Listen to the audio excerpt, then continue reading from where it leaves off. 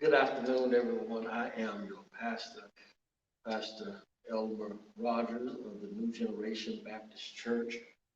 We thank God for this opportunity to be able to come to you. Uh, we wanted to discuss some of the facts about the vaccine surrounding the COVID-19 virus, to just give you a little bit of information in regards to this vaccine that we have available from our own very own resident doctor here. I know among preachers, you all hear us call folks doc, more a term of endearment, so to speak. But when I call Doc, it's because he's a doctor. he is he is Dr. Uh, Blue here in Tyler, Texas, and a member here of the New Generation Baptist Church. And I reached out to him and discussed with him what I wanted to get together and do, especially for our congregation. And we hope and pray that when you get this information, that you'll go and share this information. Matter of fact, you still have a few minutes before we get down to those questions concerning the virus to reach out to somebody, have them to share our YouTube page with them, let them know that you're sending it to them so that they can join in or share it on with our Facebook audience or Facebook family, so that you all can be equipped with the information to make the best decision that you feel for you and your family, so that you're not going in with just part of the information, but that you feel, a little bit more comfortable uh, in signing up and taking the vaccine and making the decision in regards to what you're going to do for the vaccine. You were saying that the volume of, okay, then we'll go ahead and we're going to use the mics. I'm gonna have my daughter grab that mic. Grab me that mic. Uh, Get that for Doc so that you all will be able to hear us a little more clearly. All right. All right. So we hope that's better, that you can be able to hear us. Again, I'm here with Dr.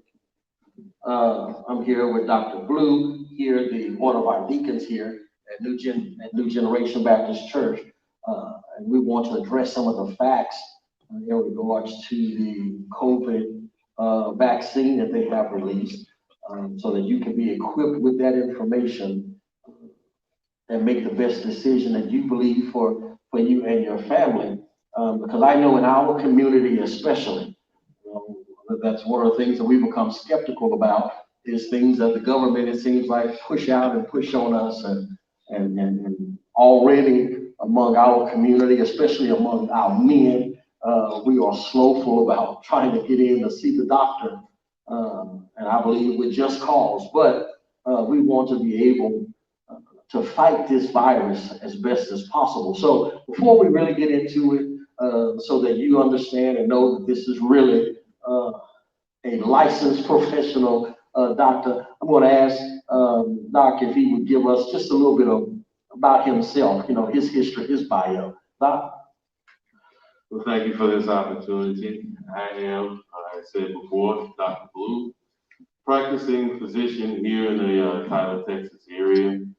A little bit of my bio. I was born and raised in Central Louisiana. I did undergraduate with Xavier University in New Orleans.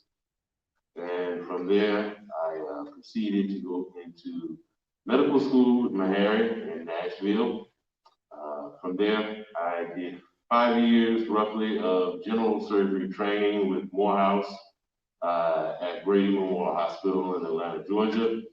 And eventually left there, came to East Texas, where I attended residency specifically in occupational medicine with the University of Texas here in Tyler. And ever since, I have been practicing as a medical director in occupational medicine in the East Texas community for roughly, I believe it's 7 years now. Amen. Thank you. So again, it's not somebody playing doctor. He is an actual doctor. And so, and he and I have discussed it already, but just for you in the audience, so you all know, Doc, are you or have you already taken the vaccine? Are you planning on taking it, or have you already taken the vaccine? Unfortunately, I have not taken the vaccine, but there is definite plan to take it as soon as possible. I am actually currently on 2 East Texas waiting lists to get the vaccine as soon as new supply arrives and is available. All right, so I just believe that it was important that you all know that we're not just trying to give you the information, but that we support taking the vaccine as well. So you're not wondering, hey, what are you all doing? What are you all planning to do? I have not yet received the vaccine myself. Of course, I'm in the Dallas area, and they have, I guess, levels in which they are getting the vaccine out. And so I'm not in that group that they're vaccinating yet. First, they were doing those first line responders in the hospitals, those nurses, those doctors, and whatnot that are right there dealing with COVID patients. And then they were looking at they are doing seniors, those that are above 65, and those that are high risk with those preconditions that are at high risk of contracting COVID and dying from it. So there are groups right now. My group in Dallas, they're looking at possibly March unless they can get a better rollout. But as soon as it's available for me to take, I am running out and getting it so that not only am I protected, but that I might be able to also protect my family. So we're not just saying it, we're actually, our intention is to be right there so that we can take that COVID vaccine once it's available for us and for our groups as well. Doc, can you explain to us, as well as what you are equipped to do so, the vaccine and how it works, that it might fight that virus off? Definitely, it's a very important factor, I think, at this point to have a clear understanding of exactly how the vaccine works, because there's a lot of misconceptions that I've seen out there. Ultimately, the vaccine, and there's 2 vaccines currently being distributed in the United States. There is one by Pfizer, and the other is from Moderna. Two pharmaceutical companies that are producing both mRNA vaccines. Real fancy way in simple terms is mRNA is a code that the cells of our body use to create proteins. Best way to think of them is there are a blueprint for a specific protein molecule. And in both of these vaccines, the specific code that they're injecting into your body is a code that tells the body how to create the protein that is contained on the surface of the live coronavirus that allows it to then infect our bodies. So the thought is give the body only the code for that protein. We are not giving the code for the entire virus, which is why this vaccine cannot cause coronavirus infection and COVID-19. It will only allow those cells which take that mRNA in to create that protein that's found in the live virus. Our immune system will recognize it as foreign and immediately start an immune response to fight it off, to get rid of it. Well, when our immune system kicks up to fight off anything, it tends to also develop a passive immunity so that if we ever get exposed in the future, we're already prepared. The weapons have been prepared and ready to immediately fight it, so it has absolutely no chance of setting up an infection. So give it that recognition so that if you then come in contact with active COVID, Soon as that virus gets in your body, it recognizes the protein and immediately staves it off before it has a chance to set foot and actually create an infection. So just to be clear, Doc, with what you were saying, when you receive that vaccine, it's not introducing COVID into your body. You know, like some you can take like the flu shot. You know, take the flu shot, you feel bad, you feel because they have injected you with that flu virus, it seems like, and you know, immediately you seem to feel bad. A couple of days later, you start to get better. This isn't working like those. This is just giving the body what it needs to fight off the COVID, not to introduce COVID into the body, correct? Exactly. Okay. There are some other vaccinations that we've been using for a long time, what we call live attenuated. Basically, it's the live virus, but it's been somehow weakened so that it has very little chance of actually setting up an infection. This is totally different. There's no live anything being injected. It's just instructions to a protein, but not even the full virus instructions. And that's why we wanted to get the facts. And so that is good information to know. That regardless of what you might be hearing, the way that the vaccine is supposed to work is not to introduce the vaccine into your body, but give you what you need, those proteins, so that you can fight it off. I know one of the questions that I had, and probably a question that's on a lot of people's mind, and like I heard it, well, after Hank Aaron died, you know, he got that shot, and 2 weeks later, he was dead at 86. I don't know how much a part of that the shot played versus his age at 86 and him passing, even though he got the shot 2 weeks ago. But one of the things it seems like that's louder, kind of like that squeaky wheel paraphrase or proverbial saying. Even though millions of shots have already been given out, it's only a few that we hear about that something like that has happened.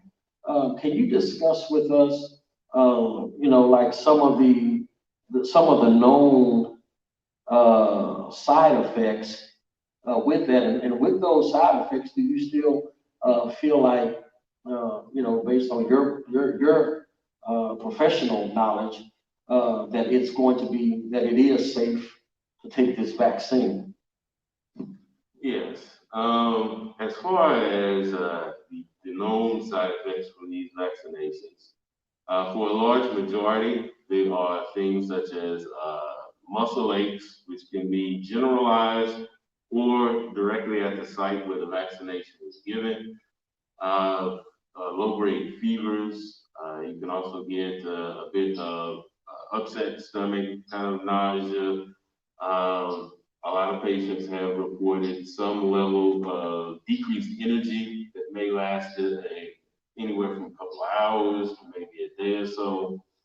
But the thing to understand is with this vaccination, the ultimate goal is, again, to stimulate your immune system and basically convince it that the body is under attack so that it can mount its defenses and then create memory so that in the future, it's already prepared to ramp up at any given time. With that being said, the immune system thinks it's under attack. So it's going to do everything it would do if you had the fever, if you had pneumonia, if you had an abscess, it's going to ramp it up.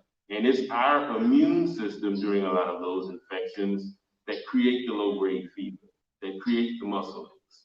So likely because we've ramped up the immune system, those are the typical symptoms that you're going to get. And so those are the things that we kind of expect. Unfortunately, like you say, the squeaky wheel is always the one that catches the attention. So situations like the unfortunate situation with Hank Aaron, it's very easy sometimes to assume that, oh yeah, he got the vaccination, right away he died.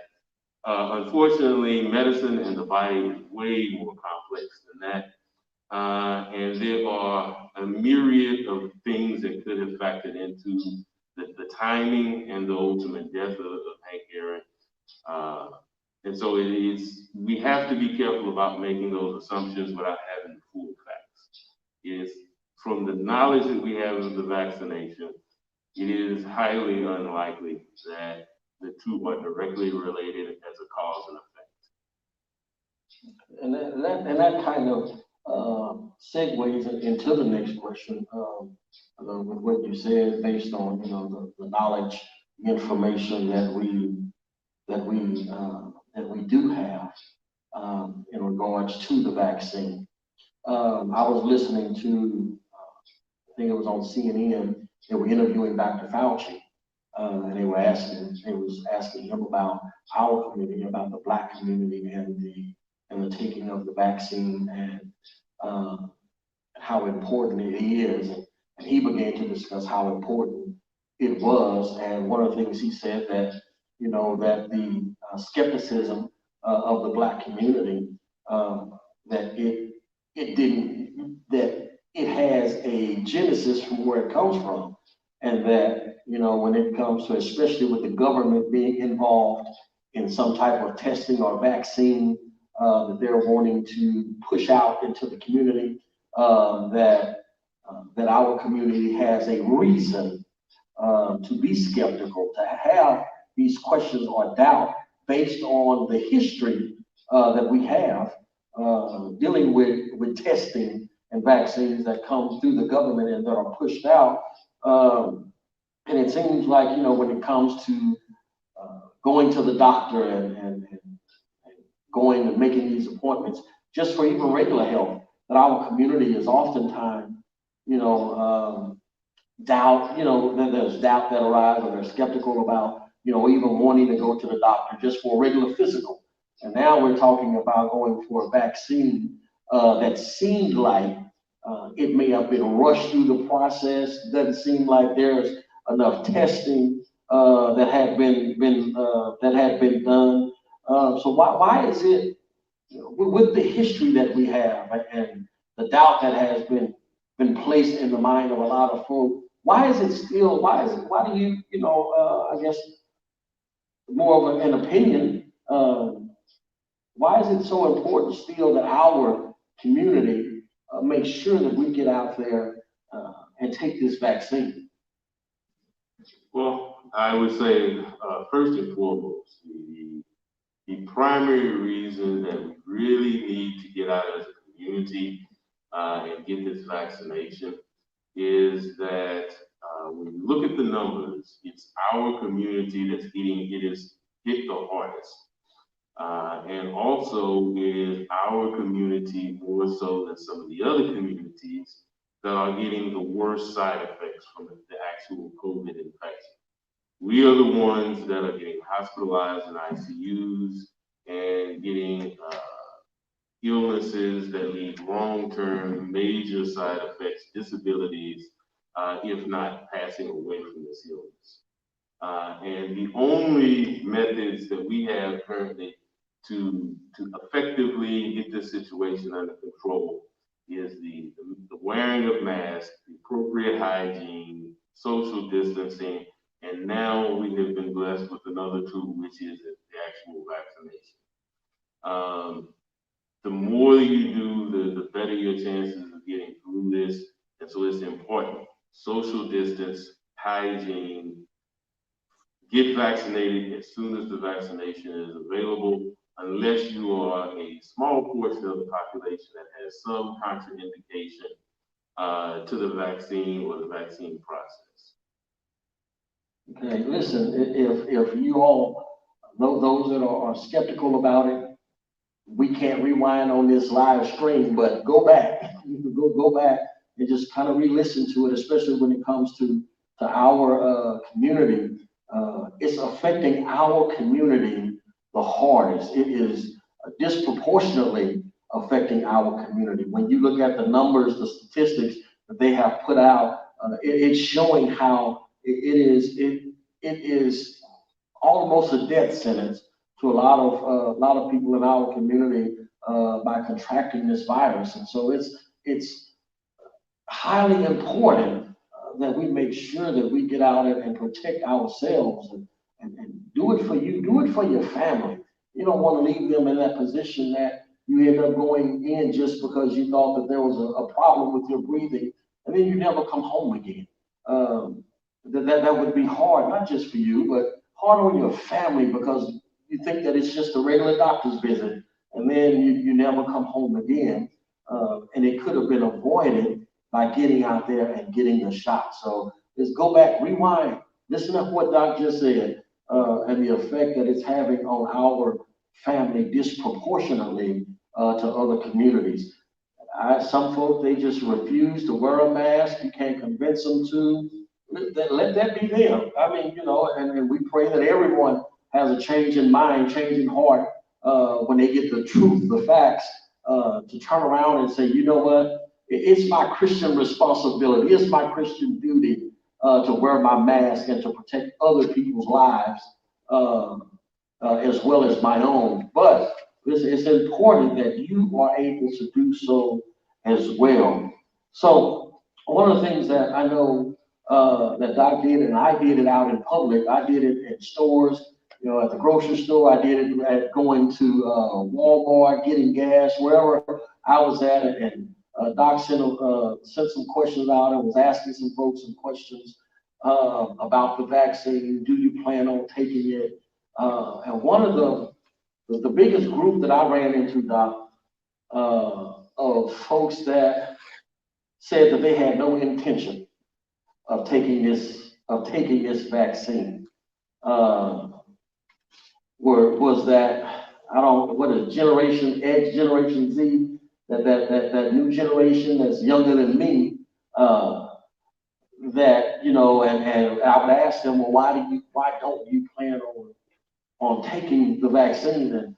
And some of the responses was, and I know you got some responses as well that you can talk about, but some of the responses I got was from they didn't believe in Corona, all the way up to as well as, that there's just not enough testing that's been done for them to know whether or not the side effect they're willing to go through taking it because there's not enough information. But one of the things that I have discovered with people that I know that have been affected by the virus, especially those of my generation or older, that it wasn't from places that they went and got the virus.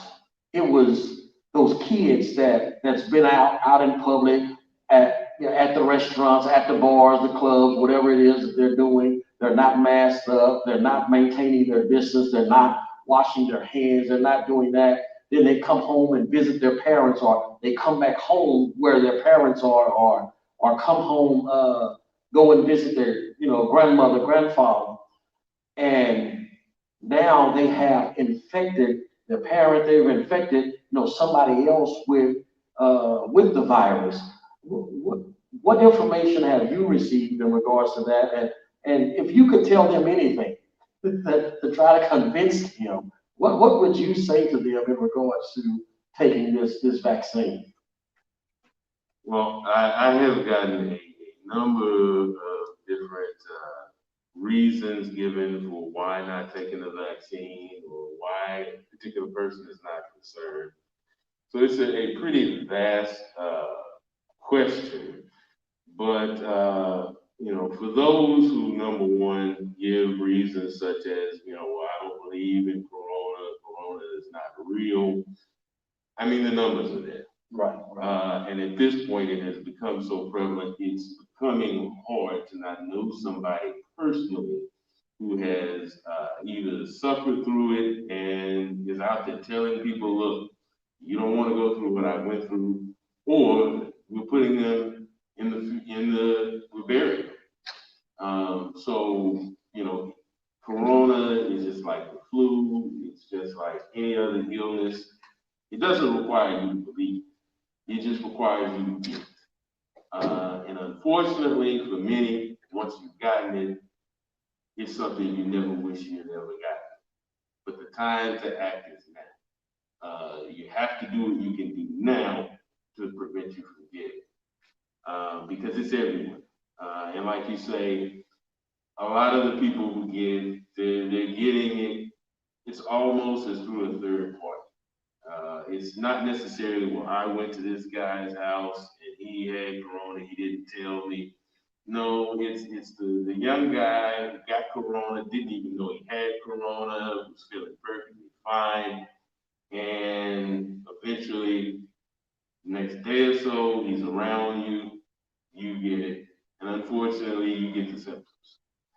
And that's a part of what we have to realize, the masks are not comfortable. You see, even I'm having to constantly adjust my own mask.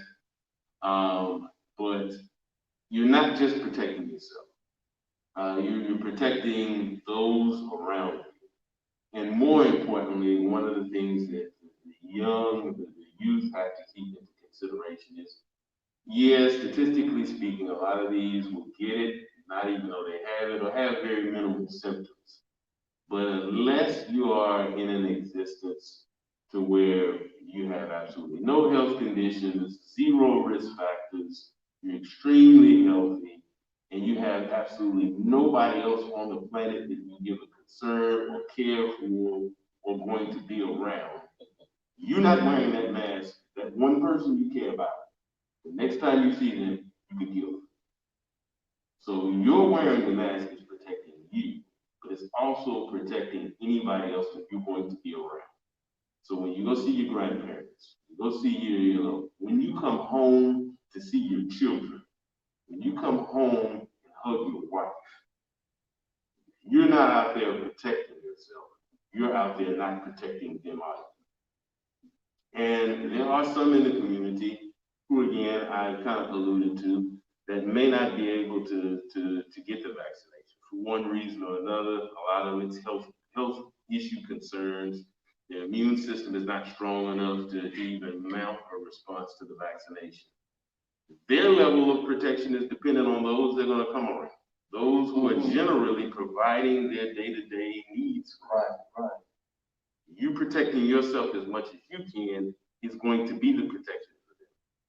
So those things also have to be taken into consideration. And I think a lot of times we get this false sense of security. This has been going on for a year. I've been, going about to work, and I haven't caught anything, and I haven't had a vaccination yet. So why do I need it? Well, it's a game of Russian roulette. I pulled the trigger 5 times, didn't die. Do you really want to keep pulling the trigger? Because we all know there's 6 chambers. Yeah. We saw a bullet get put in the gun. The 6th one, your odds are not too good. You're right. So, these are kind of the things that we need to be taken into consideration. One of the other big things that I have seen that I think is more predominant in our community, although I can't be for sure, is the concern that with this vaccination, somehow it's going to alter your DNA, or it's going to do something, or it's going to something nefarious. My response to that is that, number one, all of this stuff is being regulated, although it's moved quite fast compared to other medicines and other vaccines. The same people are vetting it just like they vetted the others.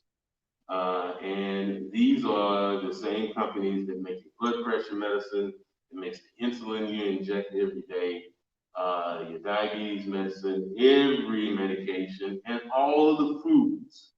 If they really wanted to push something nefarious on us, put it in the chicken, put it in the milk, put it in the water. Other ways to do it. They have control over all of these different entities. And we trust that. We trust the medication, the high blood pressure medicine that you've only been hearing about for the last 2 years. Is there anything in it? We trust that it's not. We haven't seen any evidence to suggest that it is. We haven't seen any evidence to suggest anything nefarious with the vaccination. And I will say that, you're worried about something that is not there. Again, which is why I wanted to go into the detail about how the vaccine works, is as far as creating mutations and things of that sort, The RNA is the code for the protein. It goes into the cell, but the DNA in our bodies, the blueprint of who we are, is in the nucleus, a whole different sector. And most of the chemicals in that cell cannot get into that nucleus. It's just like Fort Knox. It's carrying all the gold for the country. So we're not going to let everybody in. You got to have security passes. Mm-hmm. Same thing with the nucleus. It holds the DNA that holds our code. The RNA does not go in it. It cannot get in it. The DNA creates RNA through a genetic process that it sends out of the nucleus to do its work. So the RNA belongs outside of the nucleus, which is why we're using RNA and not DNA. Because if we start doing DNA medicines, now we may be dealing with something that we shouldn't be dealing with. It's RNA. It's not going to alter your genetics. It's not going to magically give you an illness, a genetic illness that you didn't have before. So that's something else that the community needs to take into consideration. Okay.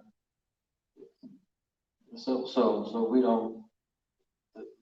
they don't have to worry about glowing in the dark. Not unless they were glowing before.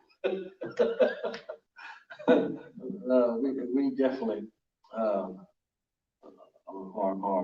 grateful because of the information, because a lot of times the information that comes out, either it's on the news, and you have people that's not, that they're not into listening to the news or tuning into the news, or they're not reading the information. A lot of times it's the decisions are made simply by hearsay and not based on investigation and research for yourself and determining how you're going to move forward. I should have prefaced this Get the Facts with the fact that even in the Bible, we find episodes. The Bible says there's nothing new under the sun. When you look at Luke chapter 8, and we read about the story of the woman with the issue of blood. When she reached out and touched the hem of Jesus' garment, when you read in the beginning of the story, it tells how she had gone to see every doctor. She had spent all she had. She didn't get better. In fact, she was made to feel the worse. And then lastly, that's when she came to Jesus. And when Jesus stopped the crowd and said, "Somebody touched me," and he called her forward, the only thing he said to her were, "Your sins are forgiven. Go and sin no more." Never did he chastise her over the fact that she had gone to see a doctor. And I know that, we're dealing with the church, we're dealing with the faith community, and we begin to have questions over whether or not, if I'm taking medication or vaccines or any type of prescribed, drug, does that put my faith in question? That I don't believe puts your faith in question, because the only reason why the doctors have the knowledge that they have is because we serve an omniscient God who is all-knowing, who has given them that information. If God did not want them to have that information, or wanted us to have the medicines and whatnot, he never would have passed on that particular information to that field in order for our comfortability, in order so that we can deal with those ailments and sicknesses and diseases that come our way. Even when you look at John chapter 9, those of you that are familiar with the story of the blind man that came to Jesus, and the Bible says that Jesus spit on the ground and made a mud clay salve that he put on the eyes of this blind man. And during that day and time, they believed that spit had medicinal powers, or in it, and so they would use actual spit for different ailments to try to cure those ailments, to try to cure those diseases. Now, if Jesus himself also used part of the practices, even though the healing was not in the spit, we know it was in it was in Jesus, in his hand. But the fact that he used a known medicinal what medicine to try to help or to to deal with the blindness of this man, it lets us know even right now that when we have things that come across, that God is not against medicine. It does not say that my faith is weakened or is less because I take a vaccine or I'm taking a medication, because I still believe that the healing property or the power of the healing is still in God's hand. You can go to the doctor and the doctor can do all that they can. But if God doesn't say yes, it doesn't matter what man says no to. Or what man says yes to. It's in God's hand, but it doesn't lessen the faith of the body of Christ by taking these. I should have probably prefaced this whole the facts about the vaccine with that, in that it is okay that there's nothing biblical that says that you are without faith because we do take these vaccines or we do take the medication that has been prescribed to you. God has given us this information and this wisdom so that we might be able to do these type of things. So with all of that being said, I have one more question that I'm going to ask Doc, that would probably just be as important as the rest of the information. But Doc, is there anything else? Because I know that you may have asked some questions or gotten some information that I didn't have the question that went with that response. So is there anything else that you wanted to share with us in regards to this? Well, I would say that kind of going back, it was actually touched on a little bit in one of the other questions, because the other concern that I have seen is people being concerned that with all of the vaccinations we currently do, these vaccinations have been years in making, processing, testing. Corona has been out for roughly a year, maybe a little bit longer than that, and we've managed to create, test, and start issuing this vaccine. Is this rushed? And even though it's new technology, we must understand that it's new to us. It's not necessarily new to the scientists behind it. One of the two companies, Moderna, this company basically in its very beginning, it was all built on the concept of medicines created through use of mRNA. They have been working the entire time, which I believe last I read, we're talking a decade. They've been working on this process for a good decade. It was only up until now that the government and the regulatory institutions have begun giving stronger consideration for allowing it to actually be used as a medical treatment. Okay. Because of the fact that there was an urgency about this current situation. Mm-hmm. But the science had already been worked on, perfected for a decade, just like every other vaccine. Now that they have a target, the work that they've done over this year, more so specifying that science for corona specifically, so that they can then treat corona specifically. So it's not as rushed as it generally appears to the general public. The science has been worked. They had a very clear idea of what had to be done. And now that they got the regulatory permissions and they had a specific target to address, they brought the two together, and that's how we come up with a vaccine that is very effective in such a very short period of time. One of the other questions that I've had, not as frequent as a lot of the other questions, is what about kids? What about those who are pregnant? Unfortunately, these are the two areas that we have the least knowledge when it comes to the vaccine. Clearly, as a scientific community, two populations that we're very wary about, pregnancy, and young kids. So there's not a lot of data that we have to really the definitive capability say yes. It's perfectly safe, there's no issues, no concerns. And for that reason, both the Moderna and the Pfizer vaccines are primarily indicated for older populations around the age of 17 and above.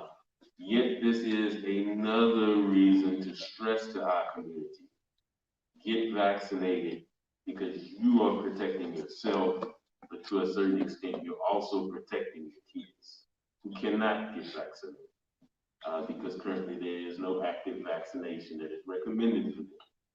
For those of you who are close family members of someone who is pregnant, from everything that we see and we know about the vaccine, there's very little true concern that it is dangerous in pregnancy.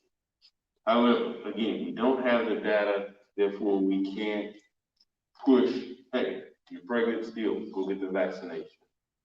So I can very definitely understand those who are pregnant concerned with getting vaccinated. But that is why I encourage those who are in the household with someone who's vaccinated. Get vaccinated, social distance, protect yourselves so that you don't bring it home and give it to this person who, for reasonable concerns, has not been able to get vaccinated and protected. You are their protection. Keep that in mind. That's a reason to vaccinate. So those are some important factors that I wanted to put out there as well. And you're protecting yourself and you're protecting those around. You had mentioned about the children. I know on the news this week they were showing about the youngest case of someone that passed from COVID, 9 years old. 9 years old. And so again, like Dr. saying, not only are you protecting yourself, you're protecting other people that are around you. And so we understand and we see the importance of that vaccination. And you were saying earlier about you had mentioned about the technology had already been there. I was watching the news earlier. I'm glad that you had mentioned it because of questions that people have in regards to it was that that technology had already been there, that the foundation was already there, and so that's why they were able to move so quickly on it. So that's why it's so good for us to have the facts. I was just given the word that one of our devices for streaming is about to die, and so with that, I got one last question, Doc. How do I, especially like here in East Texas, how do you get signed up? Where do you go to get signed up so that you can get the vaccine? Yeah, I'm glad you brought us around to that question. It is something I wanted to make sure to mention. In the East Texas area, there are two institutions that are primarily giving out the hubs for the vaccination. And that is the Public Health Department in this region, which is Net Health, N-E-T Health, one word. And the other institution is UT, the University of Texas here in Tyler. They are the two main hubs. If you go online, look up one of these institutions, look for the COVID section on their webpage. Both places will give you the opportunity to sign up for the vaccination. And then once your category is available for vaccination and the vaccine is available, they will notify you so you can come in and get vaccinated. Both of these sites are where I am currently listed on the waiting list for. Some of the local pharmacies are also, when they have supply, giving them out. You can check with Brookshire's. I believe Super One and also CVS have been, at least at one point, giving out vaccinations. In the Dallas area, I believe HEB is also involved in vaccination. So I say check with the local pharmacies, check with your primary care physician, who may have more up-to-date in your specific area. But the public health departments, and like I said, here in East Texas, Net Health and UT, two main places I check. Thanks, Doc. We thank you for all of that information that you have provided for us. I pray and hope that whatever questions or doubts that you may have had in regards to this vaccine has been put to rest. If you have any continued or further questions, please reach out to us and I can get those, pass those over to Doc. We can get that information back to you. With that being said, God bless you. God keep you. We love you. Good afternoon. Bye-bye.